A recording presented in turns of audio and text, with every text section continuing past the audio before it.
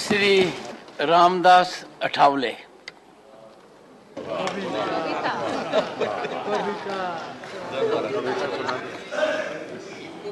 आदरणीय महोदय,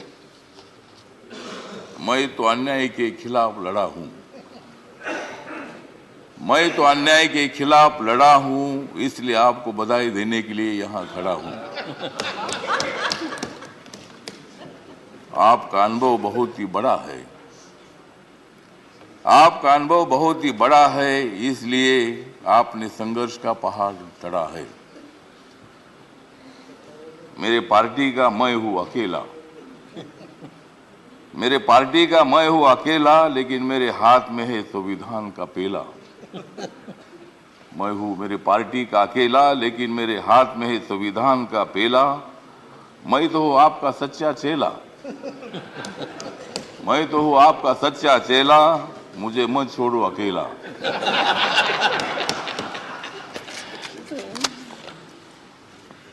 जिन्होंने उपराष्ट्रपति का सर किया है गढ़, जिन्होंने उपराष्ट्रपति का सर किया है गढ़, उनका नाम है धनखड़। हमें मिलकर उखाड़ देनी है विषमता की जड़। हमें मिलकर उखाड़ देनी है विषमता की जड़। इसमें जरूर सफल होंगे आदरणीय धनखड़। हाउस में जो सदस्य करेंगे फ्रैक्शन, हाउस में जो सदस्य करेंगे फ्रैक्शन, उनके ऊपर होनी चाहिए कड़ी एक्शन। हमें तो मजबूत करना है भारत नेशन। हमें तो मजबूत करना है भारत नेशन। हंगामा करने की हमें नहीं चाहिए फैशन। तो हमें पूरा विश्वास है कि आप बहुत बड़ा संघर्ष करते करते यहाँ पहुंचे हैं। गांव से आकर किसान के बेटे के माध्यम से आप इतने बड़े उच्च पद पर आए हैं।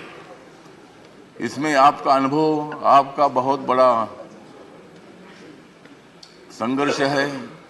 बहुत बड़ा काम आपने किया है। आपने पश्चिम बंगाल में गवर्नर का जो काम किया है, बहुत बड़ा वहाँ चैलेंज था। वहाँ काम करना बहुत बड़ा मुश्किल था, लेकिन आपने बंगाल में बहुत अच्छा काम किया है। और बंगाल में अच्छा काम आपने किया है, इसीलिए आपको यहाँ लाने की कोशिश जरूर हुई है। मतलब आप एक संघर्षशील नेता है। मतलब वहाँ अगर आपका काम ठीक नहीं होता था तो शायद ये पद आपको मिलना बहुत बड़ा मुश्किल था, लेकिन आपने बहुत अच्छा काम किया है। ठीक बात है, बंगाल भी अपना ही है। सभी बंगाल के नेता भी अपने हैं। देश का एक वो राज्य है, और कोई भी राज्य हो, यहाँ किसी पार्टी की सत्ता आती है जाती है। कोई मुख्यमंत्री होता है, कोई नहीं होता है।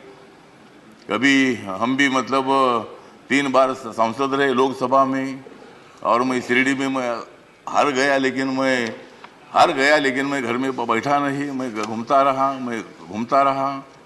मैं कांग्रेस पार्टी के साथ रहा। कांग्रेस पार्टी के मेरे सभी दोस्त हैं। समाजवादी पार्टी के मेरे दोस्त हैं। कम्युनिस्ट पार्टी के मेरे दोस्त हैं, और अभी बीजेपी के मेरे दोस्त हैं। मैं सब बीजेपी के साथ में आया हूँ, और भारतीय जनता पार्टी के साथ मैं इसलिए आया हूँ कि मुझे शिरडी में हारा गया। मुझे मंत्री ने बनाया, फिर मैं उधर क्या करूं। तो इसीलिए मुझे मतलब कांग्रेस पार्टी को छोड़ना पड़ा, और मैं नरेंद्र मोदी जी के नेतृत्व में सबका साथ सबका विकास दिख रहा है सारा प्रकाश। मतलब ये जो प्रकाश दिख रहा है, तो नरेंद्र मोदी जी के नेतृत्व में मैंने निर्णय ले लिया कि मैं बाबा साहब अम्बेडकर जी का अनुयायी हूँ। बाबा साहब अम्बेडकर जी ने सत्ता में आना चाहिए बताया है। मेरी अकेली पार्टी सत्ता में नहीं आ सकती है, किसी के साथ मिलकर ही सत्ता में आ सकता हूँ। और मेरे पार्टी का मुझे लोग पूछते हैं कि तुम्हारा पार्टी का एक भी लोकसभा में मेंबर नहीं है, तो भी आप मंत्री कैसे हैं। तो मैंने बोला, आप माननीय नरेंद्र मोदी जी को जाकर पूछो, मतलब मैं कैसा मंत्री हूँ। मतलब मैं अकेला हूँ, लेकिन मेरे पार्टी के लोग पूरे देश भर में है। नॉर्थ ईस्ट में मेरी पार्टी, सभी पार्टी है, और मुझे बोलने का मौका तो दीजिए। मुझे मालूम है कि आप बहुत अच्छे आदमी हैं और मैं आपको, हाँ, आप मुझे हर बार बोलते थे कि हमको कविता सुनाओ। अगर आप मुझे ज़्यादा बोलने के लिए देंगे तो मैं कविता सुनाऊंगा, नहीं तो एक भी कविता नहीं सुनाऊंगा। तो ठीक बात है, तो इसीलिए मतलब कविता सुनाता भी रहूँगा। और आप एक अनुभव है तो इसीलिए अपोजिशन को भी आप मौका दीजिए, हंगामा करने के लिए मौका दीजिए, लेकिन एक आधा दिन हंगामा करने के लिए मौका दीजिए, दूसरे दिन एक्शन होना चाहिए और हाउस का काम भी मतलब चलना चाहिए। इसीलिए आप एक सर्वोच्च हाउस के आप चेयरमैन बन गए हैं। इसीलिए मैं, मेरी जो आरपीआई है, रिपब्लिकन पार्टी है, गरीबों की पार्टी है, दलितों की पार्टी है, इस पार्टी की तरफ से मैं आपके साथ हूँ। मैं हमेशा आपको साथ देता रहूँगा और आप मुझे बोलने का मौका देते रहो। जय भीम, जय भारत।